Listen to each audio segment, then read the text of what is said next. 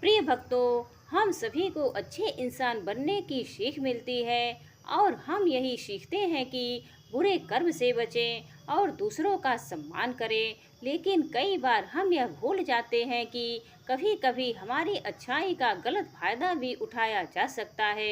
अच्छा इंसान किसे पसंद नहीं आता। बचपन से ही हमें सिखाया जाता है कि अच्छा इंसान बनो, अच्छे कर्म करो, किसी का गलत फायदा ना उठाओ। लेकिन यह सिखाया नहीं जाता कि जब हम पर कुछ लोगों द्वारा अन्याय किया जाता है तो हमें कैसे रहना चाहिए।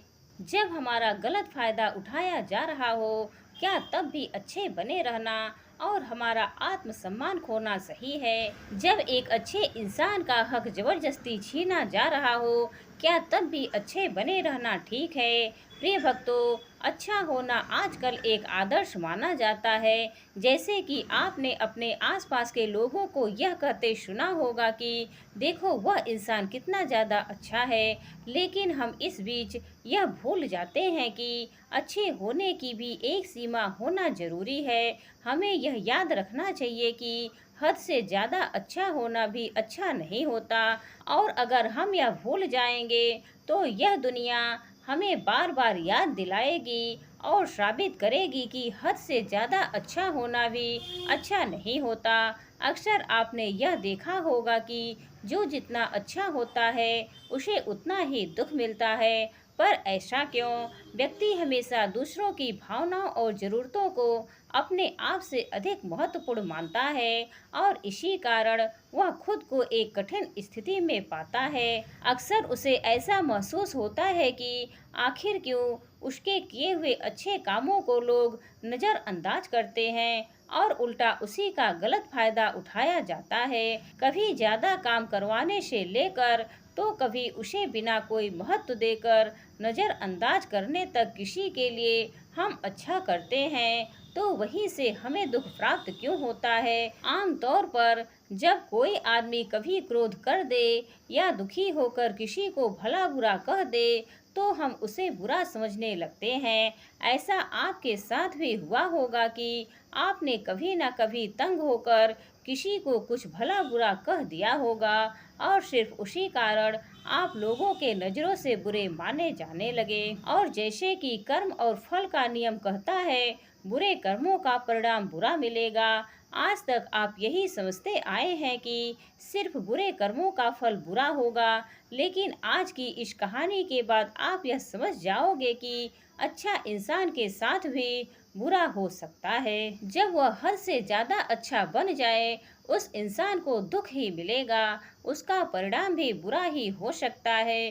तो चलिए आज की इस कहानी के द्वारा हम यह समझेंगे कि ऐसी स्थिति में हमें क्या करना चाहिए और यह भी जान लेंगे कि ज़्यादा अच्छा होना अच्छा है या बुरा।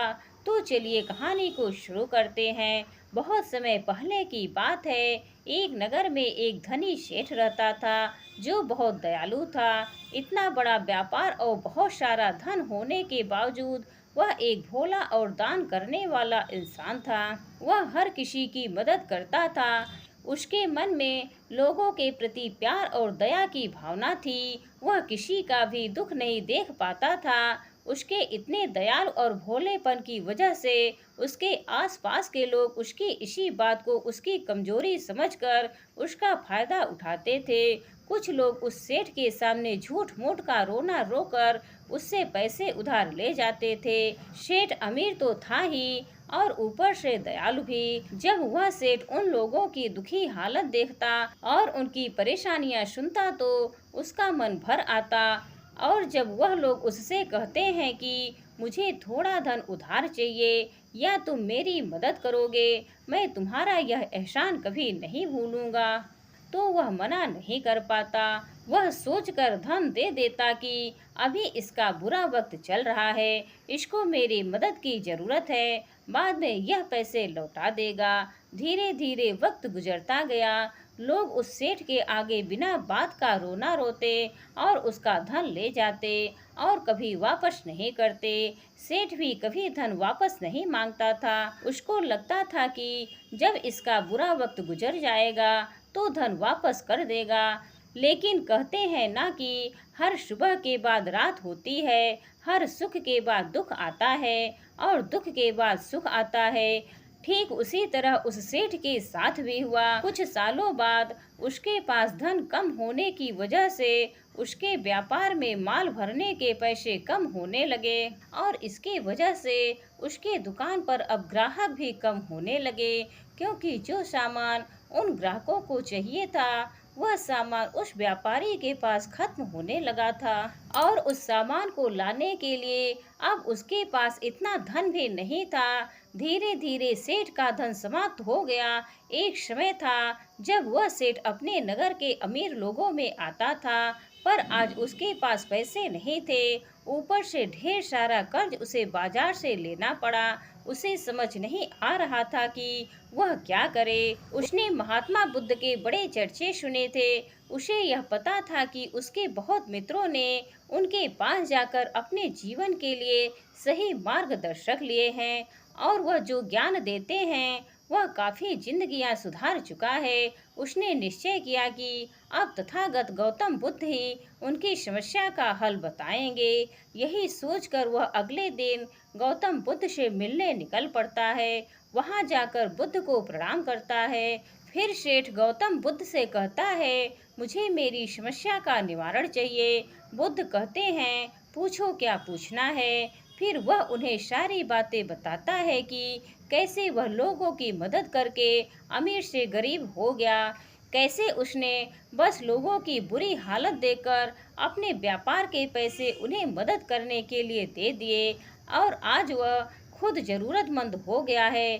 गौतम बुद्ध उसकी सारी बातें ध्यान से सुनते हैं और कहते हैं, तुम बहुत ही ज्यादा सीधे और दयालु हो। जरूरत से ज्यादा सीधा होना भी हमारे लिए मुसीबत पैदा कर सकता है।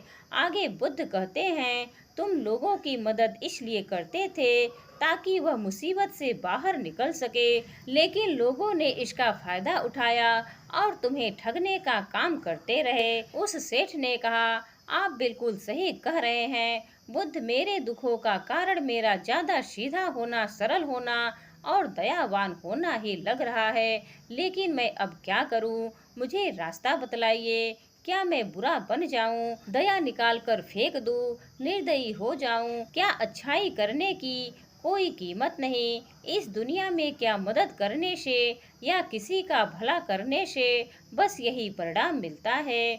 बुद्ध कहते हैं, नहीं, तुम्हें यह सब नहीं करना है। कई बार तुमने देखा होगा कि जो व्यक्ति ज्यादा अच्छा होता है उसे उतना ही ज्यादा दुख मिलता है। इसका सीधा कारण है कि वह अपने अधिकारों को सामने वाले की इच्छाओं से कम दर्जा देता है और फिर उसे जब भी आपसी अनबन होती है तो उसे अधिक तकलीफ होती है।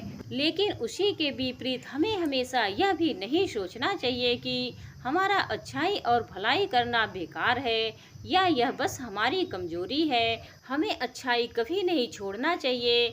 हमें बस यह सीखना है कि कभी कभी हमें भी अपनी बात रखने का अधिकार है और हमें अपने अधिकारों की रक्षा करनी चाहिए। इसीलिए हमें अच्छे इंसान बने रहने के साथ साथ अपने अधिकारों की रक्षा करना भी सीखना होगा। अगर हमें गलत तरीके से नुकसान हो रहा है, कोई हमारा गलत फायदा उठा रहा है, तो हमें उसका सामना करने के लिए सही तरीके से खड़े होना जरूरी है। यही एक सच्चे और अच्छे इंसान की पहचान और खासियत होती है। वह आदमी कहता है, बुद्ध, मुझे थोड़ा थोड़ा समझ आ रहा है, लेकिन अभी भी मैं पूरी तरह नहीं समझा। इस पर बुद्ध कहते हैं, चलो मैं तुम्हें एक कहानी सुनाता हूँ, उसके बाद तुम्हें समझ आ जाएगा कि तुम्हें क्या करना है और क्या नहीं करना है। बहुत समय पहले की बात है, एक जंगल में एक भेड़ रहती थी। उस भेड़ ने एक मेमने को जन्म दिया। वह मेमना बहुत ही सुंदर था। उसके शरीर पर बहुत ही चमकदार घने बाल थे। वह बहुत ही सुंदर लगता था। भेड़ भी अपने मेमने से बहुत प्रेम करती थी और उसका बहुत अच्छे से देखभाल भी करती थी। भेड़ अपने बेटे को अच्छी अच्छी बातें सिखाती, उसे अच्छे संस्कार देती। उस भेड़ की इच्छा थी कि उसका बेटा बड़ा होकर खूब नाम रोशन करे, लेकिन भेड़ के ज्यादा लाड़ प्यार के कारण मेमना बिगड़ता जा रहा था। उसकी माँ उसे अच्छी शिक्षा देती थी, उसे अच्छे से रखती थी, दिन रात उसका पूरा ख्याल रखती थी, लेकिन मेमना दिन प्रतिदिन शैतान और जिद्दी होता चला गया। वह अपनी माँ की किसी भी बात को ध्यान से नहीं सुनता और ना ही किसी बात पर ध्यान देता। उसे हर पल ऐसा ही लगता कि मेरी माँ मेरा इतना ख्याल रखती है, और इसी कारण वह खुद की जिम्मेदारी नहीं लेता था। यह सोचकर कि उसकी माँ उसे किसी भी संकट से निकाल लेगी, वह धीरे धीरे गैर जिम्मेदार होता जा रहा था। और अब उस भेड़ का लाड़ और प्यार उसी के मेमने के अच्छे और जिम्मेदार बनने में रुकावट बन गई थी। फिर एक दिन वह मेमना घूमता घूमता पास के जंगल में जा पहुंचा। वह मेमना पहली बार जंगल में गया था। उसे पहली बार जंगल में जाने का मौका मिला था। वह जंगल की सुंदरता को देखकर चकित रह गया। उसने कभी इतनी सुंदर चीज नहीं देखी थी। इतने सुंदर पौधे, रंग बिरंगे फूलों को देखकर बहुत ही प्रसन्न हुआ। उसे यह सब देखकर बहुत अच्छा लगा। जैसे ही उसने पेट भरने के लिए पेड़ों की पत्तियां खाई, उसको वह पत्तियां बहुत ही स्वादिष्ट लगी। अब तो वह मेमना रोज जंगल में जाने लगा और वहां जाकर पेड़ पौधों को नुकसान पहुंचाने लगा। उसने उनकी पत्तियां तोड़ी, उनके फूलों को नोचा, फूलों को खाया और कुछ को तोड़कर जमीन पर डाल दिया। उसमें मेमने को इस बात की बिल्कुल भी परवाह नहीं थी कि वह क्या कर रहा है।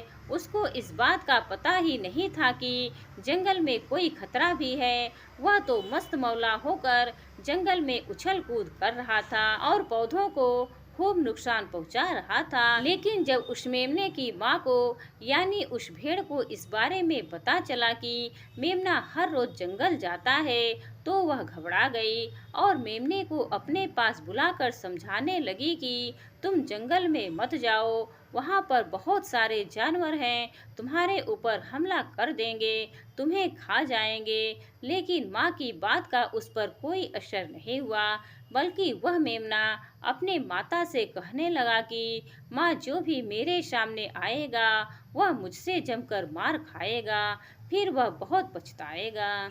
इसके बाद मेमना फिर से जंगल की तरफ भाग गया। उसे अपनी माता की कही बातें झूठे लगने लगी। हर रोज की तरह उस दिन भी वह उछल कूद करने लगा और पेड़ पौधों की पत्तियां तोड़ने लगा। कभी फूलों को तोड़ता, कभी पेड़ों को खूब नुकसान पहुंचाता। लेकिन उस दिन उस जंगल में एक शेर पहुंचा। वह शेर बहुत ही ताकतवर था, लेकिन ताकतवर होने के साथ वह दयालु भी था। उस शेर का मानना था कि कमजोर प्राणियों को नुकसान पहुंचाना ठीक नहीं है। शक्तिशाली होने का मतलब यह नहीं है कि मैं किसी कमजोर प्राणी पर शक्ति का प्रयोग करूं। वह शेर उस जंगल में घूमने लगा। घूमते घूमते वहां पर पहुंचा जहां पर वह नासमझ मेमना शैतानी कर रहा था। शेर उस मेमने को देखकर आश्चर्य में पड़ गया। शेर ने सोचा कि इस मेमने को किसी खूंखार जानवर का डर क्यों नहीं है। यह कैसे पेड़ पौधों की पत्तियां बिना काम के ही नोच रहा है। यह इनको खत्म कर रहा है और उन पत्तियों को खा कम बल्कि बिगाड़ ज्यादा रहा है। उसके बाद वह शेर कुछ देर तक चुपचाप खड़ा होकर उसको देखता रहा और शेर सोचता है कि मेमना कुछ ही देर में मुझे देखकर यहाँ से भाग जाएगा और उसके डर के भाग जाने से मुझे बल का प्रयोग नहीं करना पड़ेगा। लेकिन ऐसा नहीं हुआ। शेर बहुत देर तक खड़ा रहा और वहीं इंतजार करने लगा कि मेमना यहाँ से कब जाएगा। लेकिन मेमना तो भोजन करने में व्यस्त था। उसे शेर का कोई ख्याल नहीं था। मजे से पेड़ पौधे की पत्तियां नोच रहा था, उन्हें खा रहा था, सब कुछ बेकार कर रहा था। जब शेर ने देखा कि मेमना उसे देखने के बाद भी वहां से नहीं जा रहा है, तो खुद वह मेमने के पास जाता है और वहां जाकर बोला, सुनो बच्चे, इस जंगल में फूल पत्तियों को नुकसान पहुंचा रहे हो। उन्हें जितना जरूरी है तुम्हारे भोजन के लिए बस उतने ही तोड़ो। तुम बहुत फूल पत्तियां यूं ही नष्ट कर रहे हो। अगर तुम इन पेड़ पौधों को, इन फूल पत्तियों को नुकसान पहुंचाओगे, तुम अच्छे बच्चे कैसे बनोगे? अच्छे बच्चे कभी भी इस तरह जंगल में आकर पेड़ पौधों को नुकसान नहीं पहुंचाते हैं। तुम्हारी माँ ने तुम्हें अच्छा बच्चा नहीं बनाया। शेर की बातें सुनकर वह घमंड से बोलता है, तुम्हें अच्छे बच्चे बने रहना है तो तुम बने रहो। मैं तो जैसा हूँ वैसा ही ठीक हूँ। मैं वैसे ही रहूँगा जैसे मुझे रहना है। शेर हैरान हो जाता है, लेकिन फिर शेर मेमने को बच्चा समझकर माफ कर देता है, क्योंकि शेर नहीं चाहता था कि उस बच्चे पर हमला करना पड़े। तुम खतरनाक तो कहीं से नजर नहीं आते, चले जाओ यहाँ से। बड़े आए खतरनाक, तुम मेरा दिमाग ज्यादा खराब मत करो। चले जाओ यहाँ से, अपना रास्ता नाप लो और मुझे इन फूल पत्तियों को खाने दो। यह कहकर वह घमंडी मेमना पत्तियां खाता हुआ आगे चला गया और शेर उसे बस हैरानी से देखता रह गया। तभी वहाँ पास में ही झाड़ियों के पीछे एक लोमड़ी छिपी हुई थी। वह लोमड़ी शेर और मेमने की सारी बातें सुन रही थी।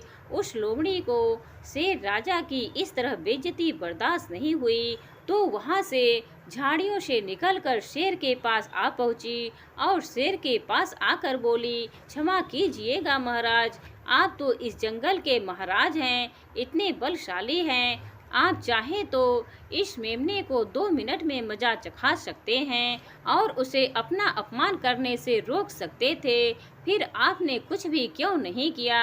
इस पर शेर ने कहा, मैंने उस बच्चे का भला सोचा। मुझे ऐसे ही किसी बच्चे को अपनी ताकत का शिकार नहीं बनाना था। यह सब सुनकर लोमड़ी बोली, महाराज, लेकिन आपके इतने सीधेपन और दयावान होने के कारण ही उस मेमने की हिम्मत बढ़ गई है। वह आपके सीधेपन का गलत फायदा उठा रहा है और जंगल में इधर उधर घूम रहा है और पेड़ पौधों को नुकसान पहुंचा रहा है। मुझे पता है कि कमजोर प्राणी पर हमला नहीं करना चाहिए, यह बहुत बुरी बात है और यह भी दया करना एक अच्छा गुण है, लेकिन शासन में कभी कभी भय दिखाना भी जरूरी है।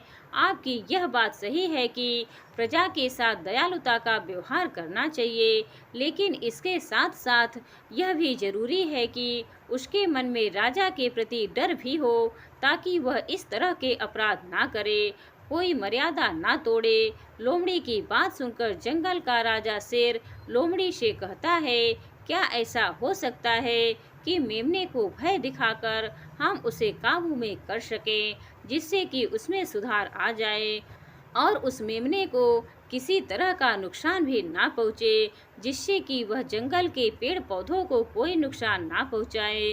फिर शेर कहता है, लोमड़ी, क्या तुम ऐसा कर सकती हो?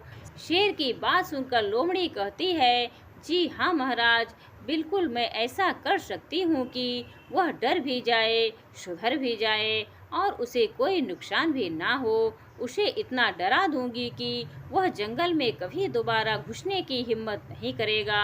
मैं उसे इस तरह डराऊंगी कि उसके मन में भय बैठ जाएगा। फिर वह जंगल के पेड़ पौधों को भी नुकसान नहीं पहुंचाएगा और साथ ही साथ मैं उसको कोई भी नुकसान नहीं पहुंचने दूंगी। फिर लोमड़ी कहती है कि उसकी माँ तो उसे कभी सुधार नहीं पाई, लेकिन मैं उसे जरूर सुधार दूंगी। लोमड़ी की बातें सुनकर शेर ने बोला, अच्छा ठीक है, तुम कोशिश करके देखो। अगर तुम्हें इसमें सफलता मिल जाती है तो मैं तुम्हें जंगल के सभी जानवरों के सामने इनाम दूंगा।